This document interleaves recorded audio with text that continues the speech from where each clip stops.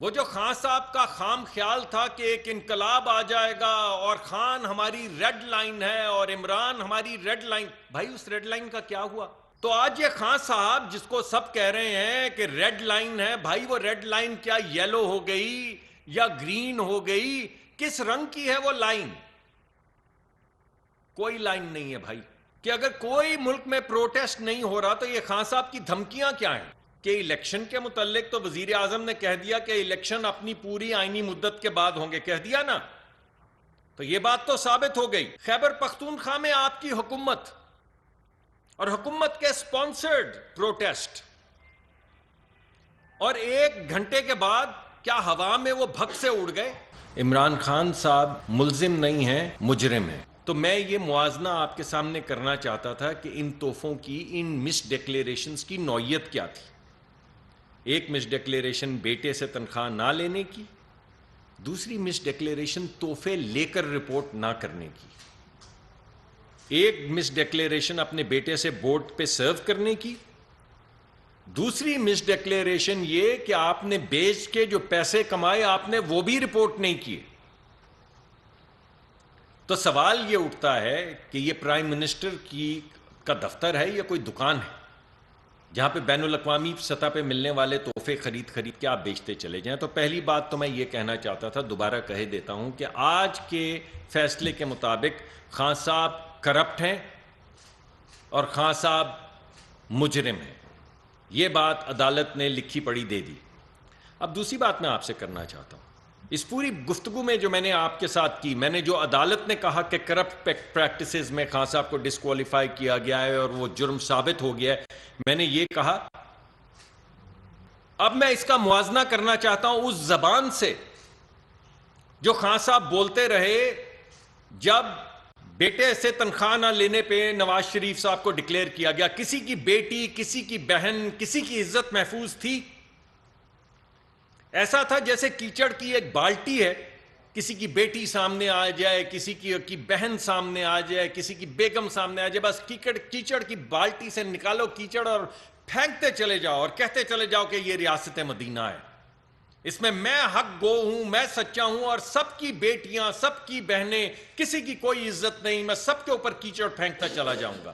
کیونکہ جو مجھے نہیں مانتا، نعوذ باللہ، وہ تو، اب میں کیا کہوں، وہ عجیب سا انہوں نے مشرک کا لفظ استعمال کیا تھا، تو کیا وہ کون سی ریاست ہے، یہ کون صاحب ہیں، ان پہ کیا جرم ثابت ہو رہا ہے، وہ اپنے آپ کو کیا کہتے ہیں، یہ تمام چیزیں جو ہیں آپ کے سامنے۔ دوسری جو اہم بات میں آپ کے سامنے رکھنا چاہتا ہوں وہ یہ ہے کہ ان کے سیاسی غبارے سے ہوا نکل چکی ہے، ان کو ڈسکوالیفائی کیا گیا، ان کے خلاف جرم ثابت ہوا، عدالتی فیصلہ آیا، پورے ملک میں کوئی باہر نکلا؟ وہ جو خان صاحب کا خام خیال تھا کہ ایک انقلاب آ جائے گا اور خان ہماری ریڈ لائن ہے اور عمران ہماری ریڈ لائن، بھائی اس ریڈ لائن کا کیا ہوا؟ پنجاب میں آپ کی حکومت اور حکومت کے سپانسرڈ پروٹیسٹ کہاں گئے؟ 1-1.5 گھنٹے کے بعد کہاں تھے وہ پروٹیسٹ؟ خیبر پختونخوا میں آپ کی حکومت اور حکومت کے سپانسرڈ پروٹیسٹ، اور 1 گھنٹے کے بعد کیا ہوا میں وہ بھگ سے اڑ گئے؟ اور یہ جو بند ہو جانا تھا سارے ملک کو، اور پورے ملک کے اندر ایک ریڈ لائن کراس کرنے پہ نہ جانے کیا طوفان برپا ہونا تھا، وہ طوفان کیا برپا ہوا؟ اس سے کیا ثابت ہوا؟ کہ خان صاحب کے غبارے سے ہوا نکل گئی ہے۔ اس کا آپ کمپیریزن کریں، جب میاں نواز شریف صاحب نکلے تھے جی ٹی روڈ پہ تو آپ سب نے کور کیا تھا، آپ نے ہر موڑ کے اوپر جلسہ دیکھا تھا جس دن وہ اسلام آباد چھوڑ کر گئے تھے۔ تو آج یہ خان صاحب جس کو سب کہہ رہے ہیں کہ ریڈ لائن ہے، بھائی وہ ریڈ لائن کیا یلو ہو گئی یا گرین ہو گئی؟ کس رنگ کی ہے وہ لائن؟ کوئی لائن نہیں ہے بھائی۔ وہ جو ایک غبارے میں جعلی ہوا بھری ہوئی تھی وہ بھگ سے اڑ گئی، اور وہ جو سخت کلامی کر رہے تھے وہ خود ان کے آڑے آ گئی، اور میں اتنا ہی کہوں گا کہ آپ نے جو کچھ آج تک لوگوں کے متعلق کہا ہے، آپ کو احساس ہے اس بات کا کہ آج وہ سب آپ پہ لاگو ہے اس فیصلے کے بعد؟ بس اس سے زیادہ میں اس پہ کچھ نہیں کہوں گا۔ تو اب سوال یہ پیدا ہوتا ہے کہ اگر کوئی ملک میں پروٹیسٹ نہیں ہو رہا تو یہ خان صاحب کی دھمکیاں کیا ہیں؟ کہ الیکشن کے متعلق تو وزیر اعظم نے کہہ دیا کہ الیکشن اپنی پوری آئینی مدت کے بعد ہوں گے، کہہ دیا نا، تو یہ بات تو ثابت ہو گئی کہ الیکشن ہوں گے، آئین کے مطابق ہوں گے، اپنے وقت سے ہوں گے۔ تو اب آپ جو دھمکیاں دے رہے ہیں، پہلے تو آپ الیکشن کی باتیں کر رہے تھے کہ تاریخ دو، تو پرائم منسٹر نے تاریخ دے دی، تو اب آپ جو دھمکا رہے ہیں وہ کیا دھمکی ہے؟ یہ دھمکی ہے این آر او کے لیے۔ یہ جو اب وہ دھمکا رہے ہیں کہ اب میں باہر نکلوں گا، یہ الیکشن کے لیے نہیں ہے، یہ اپنی سزا کی واپسی کے لیے۔ یہ این آر او مانگ رہے ہیں، جو بار بار یہ باہر آتے ہیں، بار بار کہتے ہیں کہ اس جمعے کو نہیں، جمعرات سے نہیں، بدھ نہیں، اگلا جمعہ نہیں، اس مہینے کے آخر سے پہلے، بھائی کسی مہینے کے آخر سے پہلے مہینہ ابھی نہیں بتاؤں گا۔ یہ تمام دھمکیاں صرف این آر او لینے کے لیے ہیں۔ کہہ وہ یہ رہے ہیں کہ مال مسروقہ، یعنی جو سٹولن پراپرٹی ہے، وہ اب مجھ سے وصول نہ کی جائے، کیونکہ یہ تو ثابت ہو گیا کہ آپ نے کچھ مال سرکار کا لیا اور جو کاروائی کی وہ جرم تھی، تو اب بھائی مال مسروقہ تو برآمد کریں گے نا۔ اور الیکشن کمیشن کا آپ نے فیصلہ پڑھ لیا ہے، جس میں انہوں نے کہا ہے کہ اس کی جو کرمنالٹی ہے اس کو عدالت میں بھیجا جائے اور کرمنل پروسیڈنگز شروع کی جائیں۔ تو اب بنیادی طور پہ وہ کہہ یہ رہے ہیں کہ خدارا میرے خلاف کرمنل پروسیڈنگز مت کرو، یہ برآمدگی جو آپ نے کرنی ہے میرے سے، ان تمام تحفوں کی جو پوری لسٹ ہے، اس میں سے ایک ایک کا حساب مجھ سے نہ مانگو اور ایک ایک کی برآمدگی مجھ سے مت کرو، ورنہ میں ایک لانگ مارچ کر دوں گا۔ اس کے علاوہ اب لانگ مارچ کی کوئی حیثیت نہیں رہ گئی۔ اور آپ نے یہ بھی دیکھا ہے کہ ان کی اپنی پارٹی کی جو سربراہ، جو لیڈران ہیں، آپ کو ذرا ان کے بیانات پڑھیں، کو دائیں بائیں جاتے آپ کو نظر نہیں آ رہے؟ ان کے چہروں کے اوپر جب یہ اعلانات ہوئے اور کچھ سینئر لوگ جب آئے ٹیلی ویژن پہ، تو آپ نے ان کے چہرے کے تاثرات نہیں دیکھے کہ تم روٹھے ہم چھوٹے، شکر خدا کا۔ تو یہ جو اب نیا معاملہ چل رہا ہے، جس میں یہ پوری جو کاروائی ہے، جو پوری ایک کیمپین چل رہی ہے، یہ کیمپین ریاست کے خلاف ہے۔ میں نے پہلے بھی کہا تھا کہ وہ جو ایک صاحب نے ٹویٹ کی تھی کہ ہم 4 نمبر گیٹ کے اوپر چڑھیں گے، حملہ کریں گے، وہ 4 نمبر گیٹ آپ کے گھر کا یا میرے گھر کا نہیں ہے۔ تو وہ لوگ جو پرانے سیاستدان ہیں آپ کی پارٹی میں، خان صاحب کی پارٹی میں، وہ اب اپنے آپ کو علیحدہ کر رہے ہیں اور خان صاحب کے ساتھ چلنے کو تیار نہیں ہیں۔ یہی وہ وجوہات ہیں جس کی وجہ سے نہ تو جب ان کے اوپر الزام ثابت ہوا اور انہیں سزا ہوئی کوئی باہر نکلا، اور نہ ہی یہ جو بار بار پوسٹ پونمنٹ کر رہے ہیں، اس کی وجہ یہ ہے کہ جو لیڈران ہیں، جو ٹاپ کی لیڈرشپ ہے، جو پرانے سیاسی ورکر ہیں، وہ ریاست کے خلاف یا ریاستی اداروں کے خلاف کیمپین کرنے کے لیے پوری طرح سے تیار نہیں ہے اور خان صاحب کے ساتھ نہیں کھڑے، یعنی ایک پھوٹ پڑ چکی ہے۔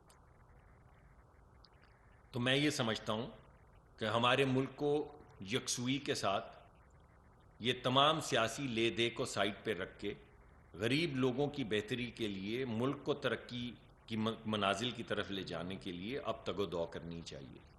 ہمیں سر پھینک کے محنت کرنی چاہیے اور اگلے کچھ مہینے کے اندر جتنی بھی ہم غریب عوام کے لیے کوئی سہولت پیدا کر سکیں، ہمیں پیدا کرنی چاہیے۔ میں نے آپ سے پہلے بھی کہا کہ ہم نے 2 اضافی کارگوز کا، کیونکہ سردیاں آ رہی ہیں اور اس میں ہمیں ہمیشہ پچھلے 5-7 سال سے، 4-5 سال سے ہمیشہ سردیوں میں پرابلم آتی ہے، گیس ہماری کم پڑ جاتی ہے، لوگوں کے چولہوں کے اندر گیس نہیں آتی، انڈسٹری کو بند کیا جاتا ہے۔ تو اس مرتبہ ہم نے پچھلے سال کے مقابلے میں جنوری میں ایک اضافی کارگو LNG کا جو آپ کو معلوم ہے مل نہیں رہا تھا، تو ہم نے بڑی مشکل مذاکرات کے بعد ایک اضافی کارگو کا جنوری میں اور ایک اضافی کارگو کا فروری میں انتظام کیا. لیکن اس کے باوجود جب ہم نے پرسوں بھرپور پوری ڈیمانڈ دیکھی تو میں یہ سمجھتا ہوں کہ یہ ہمیں کچھ مشکلات کا سامنا سردیوں میں کرنا پڑے گا. یہ میں آپ سے ضرور کہتا ہوں کہ انشاءاللہ پچھلے سال سے قدرے بہتر حالات ہوں گے اور کم وہ جو اس کی ریشننگ یا پروفائلنگ کی جاتی ہے وہ گیس کی ہوگی. لیکن پھر بھی میں بار بار یہ کہوں گا کہ ہمیں سردیوں کے لیے، کیونکہ سردیاں آ رہی ہیں، تو ہمیں تھوڑا خود بھی خیال رکھنا ہوگا.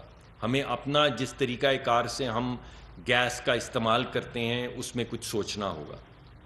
پرسوں ہم نے تمام دن میٹنگ کی ہے SNGPL کے ساتھ اور ان کے ساتھ بھرپور پلاننگ کی ہے، اور پلاننگ یہ کر رہے ہیں کہ جن ایریاز کو وہ ٹیل اینڈ کے ایریاز کہتے ہیں جہاں پہ پریشر بالکل کم ہو جاتا ہے، ان جگہوں کے اوپر یہ جو اضافی 20,000 ٹن اضافی ماہانہ ہم نے LPG کا انتظام کیا ہے، تو یہ فوکس کیا جا رہا ہے کہ ٹیل اینڈ کے ایریاز، زیادہ تر جو غریب ایریاز ہوتے ہیں جہاں پہ پریشر کم ہو جاتا ہے اور لوگ پھر کھانا بنانے میں ان کو دقت ہوتی ہے، ان جگہوں کے اوپر LPG کی باقاعدہ SNGPL کو انسٹرکٹ کیا گیا ہے کہ وہ پورا پلان بنا کے وہاں پہ دکانیں کھولیں اور ڈسٹریبیوشن کے دفاتر کھولیں.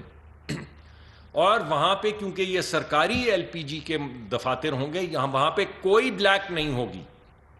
ہم یہ بات سب لوگ یاد رکھیں کہ اگر قانونی جو فیصلے ہیں ان کی اتنی ہی عزت کرنی چاہیے جتنی ہماری خلاف جو فیصلے آتے تھے اس کی خان صاحب کرواتے تھے. تو آج میں چاہتا ہوں کہ پورا ملک یہ جان لے کہ آج خان صاحب ملزم نہیں ہیں، آج خان صاحب مجرم ہیں. الیکشن کمیشن کی طرف سے اس کے مطابق خان صاحب کرپٹ ہیں. تو دوسری بات آئے، اعلیٰ عدالتیں جو بھی فیصلہ کریں ہم اس کا احترام کریں گے، اسے لے کر ساتھ چلیں گے. لیکن آج کی تاریخ میں جب میں آپ کے سامنے یہ پریس کانفرنس کر رہا ہوں تو عمران خان صاحب عدالتی حکم کے مطابق ایک کرپٹ آدمی ہیں جن کو اوپر جرم ثابت ہو چکا ہے اور ان کو سزا دی گئی ہے، ان کو ڈسکوالیفائی کیا گیا ہے اس ملک کی سیاست میں.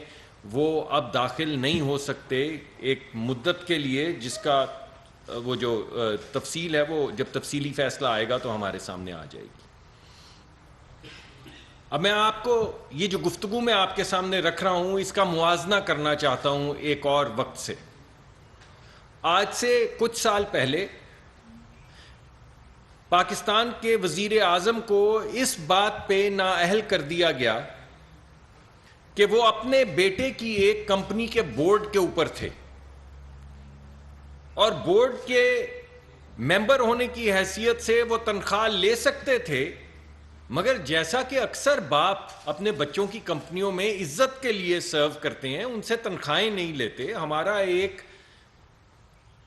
معاشرہ ہے جو ایک کنزرویٹو ہے جس میں بڑا رکھ رکھاؤ ہے، تو باپ بیٹے کو پیسے دیتا ہے، زیادہ تر باپ بیٹے سے پیسہ لیتا نہیں ہے. تو انہی روایات کو سامنے رکھتے ہوئے انہوں نے اعزازی طور پہ، وہ اس بورڈ کے ممبر تھے مگر انہوں نے پیسے نہیں لیے. عدالت نے فیصلہ دیا کہ ہم جانتے ہیں کہ آپ نے پیسے نہیں لیے. یہ نواز شریف صاحب کا ذکر میں کر رہا ہوں. ہم جانتے ہیں کہ آپ نے پیسے نہیں لیے، لیکن کیونکہ آپ بورڈ پہ سرو کر رہے تھے اور آپ پیسے لے سکتے تھے جو آپ نے نہیں لیے، اس لیے آپ تمام عمر کے لیے نااہل ہو چکے ہیں. آپ نے مس ڈکلیریشن کی ہے. یہ تھا فیصلہ. ایک یہ مس ڈکلیریشن تھی اور ایک نئی مس ڈکلیریشن ابھی آپ کے سامنے عمران خان صاحب کے حوالے سے آئی کہ آپ نے تحفے لیے. آپ نے کروڑ ہا روپے کے، 1 کروڑ 2 کروڑ 10 کروڑ کے نہیں، کروڑ ہا روپے کے تحفے لیے. آپ مانے کہ آپ نے یہ تحفے لیے ہیں، لیکن آپ نے وہ تحفے ڈکلیئر نہیں کیے. نواز شریف صاحب اس بات پہ ڈسکوالیفائی ہو گئے کہ وہ چند ہزار روپے کی رقم جو وہ تنخواہ کی شکل میں لے سکتے تھے انہوں نے نہیں لی. تو وہ ڈسکوالیفائی ہو گئے. یہاں پہ آپ نے اپنے بیٹے کی نہیں, اپنے کسی رشتہ دار سے نہیں, آپ نے بین الاقوامی سربراہان جو دیگر ممالک کے ہیں ان سے تحفے لیے جو ریاست کو ملتے ہیں. آپ نے وہ تحفے خود لیے اور آپ نے وہ تحفے ڈکلیئر نہیں کیے. پھر آپ نے وہ تحفے بیچ دیے, اور بیچنے کے بعد جو آپ کو رقم ملی, جو آپ کو فائدہ ملا, آپ نے وہ بھی ڈکلیئر نہیں کیا. اور چلیے کوئی ایک آدھ تحفہ تو آدمی سمجھ سکتا ہے کہ کسی نے آپ کو دیا, آپ نے ٹوکن کے طور پہ کہ مجھے کسی ملک کے سربراہ نے کسی وقت پہ ایک تحفہ دیا تھا, آپ نے اپنے پاس رکھ لیا اس کی قیمت ادا کر کے. یہ بات تو سمجھ آتی ہے, یہ بات تو سمجھ آتی ہے کہ ٹوکن کے طور پہ کہ آنے والی نسلیں دیکھ سکیں کہ جب آپ سربراہ تھے تو آپ کو کچھ تحفے دیے گئے جو آپ نے اپنے گھر میں رکھ لیے ٹوکن کے طور پہ آنے والی نسلوں کے لیے, کہ وہ دیکھ سکیں کہ ہمارے آبا و اجداد کو بین الاقوامی سطح پہ اس طرح کے تحفے ملتے تھے, اور پیسے دے کے وہ تحفے گھر میں رکھے. کبھی یہ سنا ہے کہ تحفے لے کے بیچ دیے اور پیسے کمائے؟ اور ایک نہیں, دو نہیں, سینکڑوں تحفے, یعنی جتنے تحفے ملے وہ تمام بیچ دیے. تو سوال یہ پیدا ہوتا ہے کہ کیا پرائم منسٹر کا دفتر جو ہے وہ کوئی دکان ہے جہاں پہ سستی چیزیں خریدو بین الاقوامی سطح پہ لوگوں سے تحفوں کی شکل میں, اور مہنگا بیچ کے تو پیسے اپنے پاس رکھ لو, اور نہ صرف اپنے پاس رکھو بلکہ ان کو ڈکلیئر نہ کرو.